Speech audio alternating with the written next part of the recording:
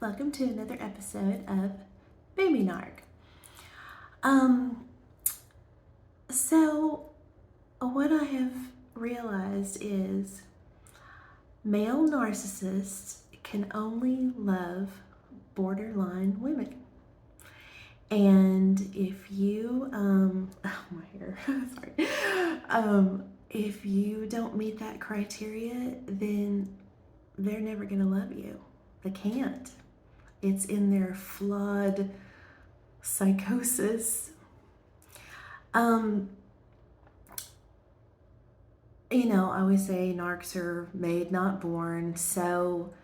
And it seems with male narcissists that there is some severe psychosis with their mothers. And many of their mothers have borderline personality disorder. Sometimes histrionic, but usually borderline. So yeah. The reason narcs chase after us empaths in the initial stages is because we do represent the ideal partner, because we are. They're looking for a love, like extra attention, extra praise. They're trying to, revisit and replay their neglected childhood. And when they get with an empath, we just shower them with love and attention and affection and give them what they have been searching for their whole life. But it doesn't stick. One, they don't trust it because they don't trust anybody. And also because their go-to actions and reactions is always to be abusive and neglectful. So as they beat us down and beat all of that love out of us, our love, or at least showing of our love and affection towards them, diminishes. And then they spiral into the fear of abandonment, and then we get upset and our needs aren't being met at all, if ever, during the relationship. And then it causes a psychosis in us. Hopefully we get out quick enough to where that does not stick. But during the relationship, now we're psycho, and we're trying so hard to get the person that we're in love with to love us back and show us that. Meanwhile, they are abusing us and, not appreciating what we do. So it just turns into a hot mess. But here's the deal. We empaths, because we don't have borderline personality disorder, we handle it in a totally different way. We handle it as a victim, but also because we don't have that sick psychosis, we're still handling the complete chaos and the mystery of it all from the standpoint of someone who's not totally sick. And they're not used to that because they are used to dealing with people who are as sick as they are. So it doesn't work out. And so we don't, okay, so with a borderline female, because it seems like more narcissists are male and more borderline people are women. So with a borderline, what she will do is, because she's sick, she has psychosis, she also has terrible abandonment issues, comes from severe abuse and neglect, and so she will lash out and act crazy like we do too. We get crazy too. But their craziness comes from an actual deep-seated sickness very close to what the narcissist grew up with, so it's comfortable. So, if you were someone on the outside looking at, if you knew a male narcissist and he had two girlfriends, and one was an empath that he raged on, and one was a borderline who he raged on, you may not see the difference, but there's a distinct difference. So, what borderline females do is, because they have such abandonment issues, almost a little bit more than a narcissist does, they will abandon the narcissist even when things are great. See, we empaths, we don't abandon them until we just can't fucking take it anymore.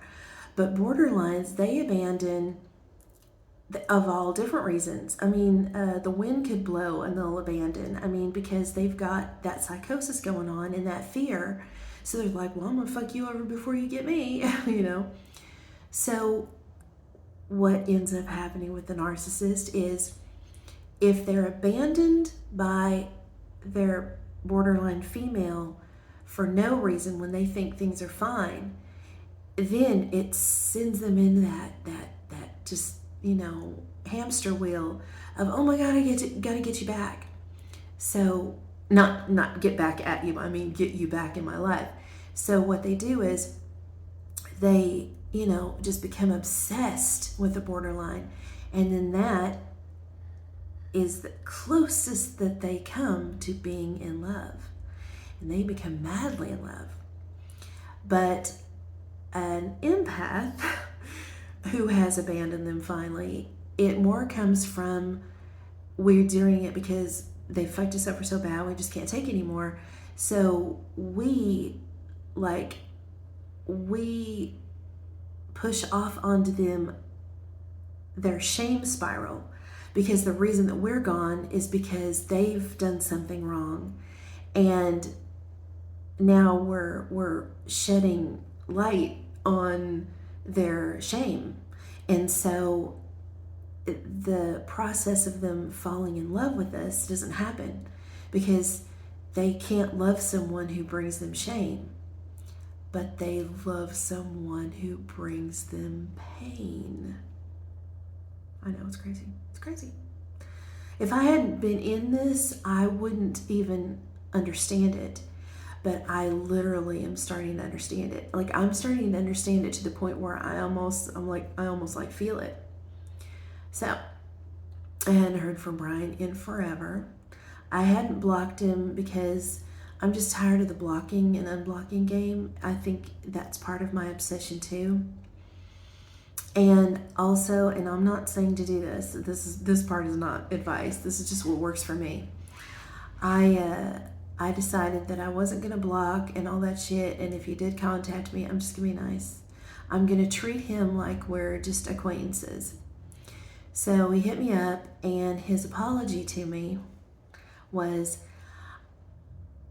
I'm sorry if I hurt you in any way. Not, I'm sorry that I have hurt you. Basically, he should have just kept to the chase and just said, don't be mad at me because I hate when people are mad at me. That's what he really meant by that apology. But nevertheless, that's what he said. He also said, this part he did actually say, and this is the truth. Sometimes he does say the truth.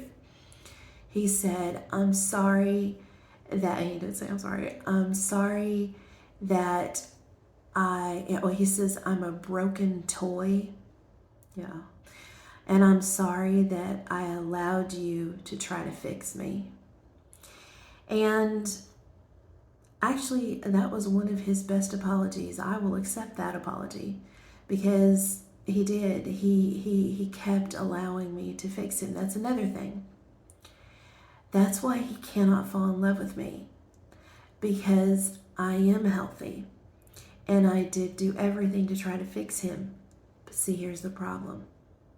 When I try to fix him, that also sheds light on the fact that he's broken. And he's a man, and I'm a woman. So, men are supposed to be powerful, and of course he's a narcissist, so he's supposed to be powerful and has it together and he's perfect and nothing's wrong with him. I come along, I'm like, oh shit, there's so much wrong with you, let's fix it. But no.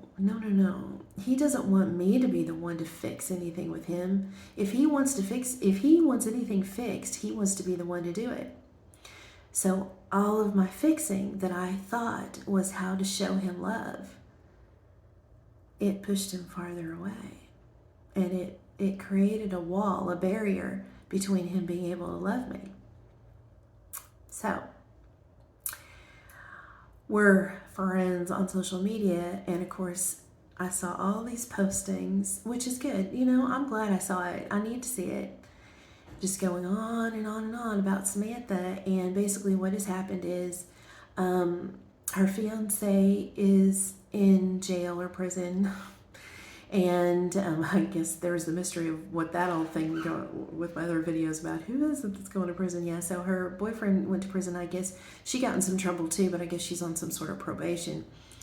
And she went up to his work, to Brian's work, and said, oh, I'm single now. I love how the minute her man's in prison or whatever, now all of a sudden now she's trying to get with Brian.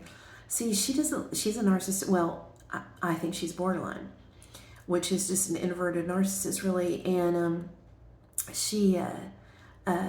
so now she's got to. So her problem is she's got to give back Sean's car. So now she doesn't have a car, and I guess she has no place to live. So now she's hitting up Brian. So she's doing to him what he does to me, where she only comes around when she needs something. So she comes up to his work and tells him that she loves him. Yeah, that's fucked up. And of course, he's like, oh my God, yes. So he wrote all these postings. So I guess she comes up to his work, and then they're supposed to meet up after work. Well, she never shows up. And so it's been like a couple days and he hasn't heard from her, like he does to me.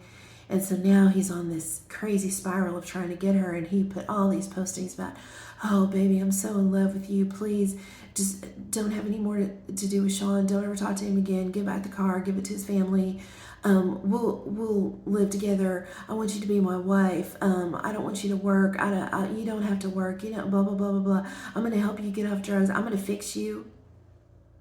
All this crazy shit. Now, he didn't tell me this. I snooped and saw it. I didn't even have to snoop. It's just blatantly out there, which is fine with me. So that's the deal. That is the deal. Narcissists want to love empaths, or normies, as I call them, just normal people who will love them and give them the attention and have a normal relationship. They want that. That's their fantasy. All of our fantasies. But we are healthy, so a healthy person is going to call out their crazy bullshit and realize that they've got severe problems and they need to be fixed. And then us empaths, we're like extra. Oh my God, we're so extra about everything.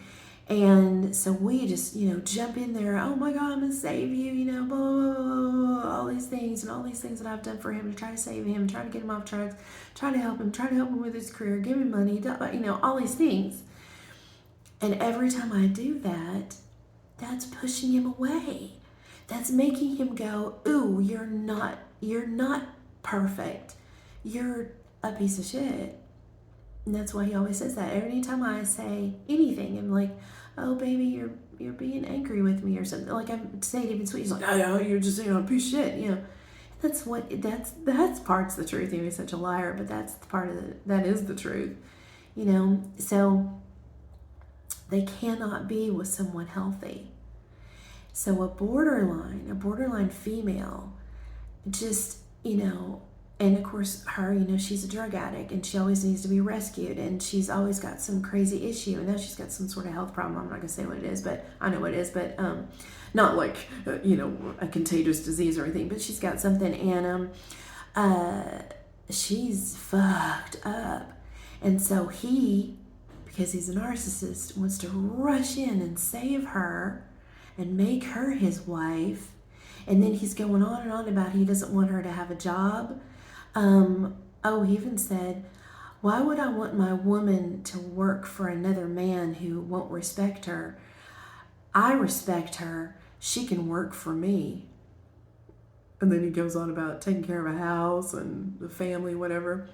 And I'm like, where would y'all live? Y'all would either live in a motel and you would pay for everything, or what, are you going to move her in with your parents? Your mom already hates her anyway. But, so, that's the deal.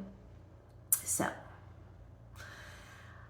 I always feel bad when I make these videos because whoever's watching them, I'm basically giving you the terrible news that it just ain't gonna work out, and it makes me sad, because then it also makes me sad that things aren't gonna work out with the man that I'm in love with, but they're just not. Unless you are a crazy ass, and I don't mean to be mean, God bless anybody with BPD, but unless you are a crazy, sick, psychotic, borderline personality disordered female with your narcissist, unless you're that, it ain't gonna work. And of course that ain't gonna work either, because that's just another fucking loop of fucking chaos and psycho. Oh my God. If he got with her, she would probably do something and get him put in jail, So I mean, it's just a horror. Oh God, it's just oh my God, it's just fucking horrible. But that's the deal. Male narcissist can only experience romantic feelings of love, or close enough to it, with a borderline female, because they create all of the chaos that they grew up with. They do overpraise them and love bomb them and stuff like that for a while. But then just when things get good, the borderline freaks out because of her psychosis and she bails. And then that triggers the narc to chase after her. And she won't respond quickly. When we empaths get chased, we're immediately respond because we're like, okay, baby, let's try this for the 57,000th time, But a borderline, she's still scared, and so she'll disappear for lengthy times, and so that creates that crazy ball of psychosis, I keep using that word, in the narc's mind. And so then he's like, oh my God, I'll do anything to get you back, and get you back in my life. So there you have it. Yeah. Man, don't abuse your children. If you come from abuse, either don't have kids. I know that sounds harsh, but come on. Either don't fucking have kids, or get into fucking hardcore, lengthy, long-term, permanent, consistent therapy before you start having kids and raising them to be a fucking monster like you. I know that sounds so mean, but I mean, that's what this all is. Once again, you're not born a narcissist. Now, I know that, they are doing some studies on the brain. And yes, they're, you know what? I come from abuse and I turned into an empath. So, maybe it's not just the abuse. Maybe I have a healthy brain, and so my abuse turned me into an empath. Maybe if I didn't have a healthy brain, whatever the portion of the brain that is about, emotions, the hippocampus, I don't know, I have to look that up, but maybe that is damaged in some sort of way, or not developed correctly or something. And then the abuse, if they hadn't, if you had a person with a brain problem like that, growing up in a healthy family, might not show any signs of any kind of psychosis. That's word for the day, psychosis.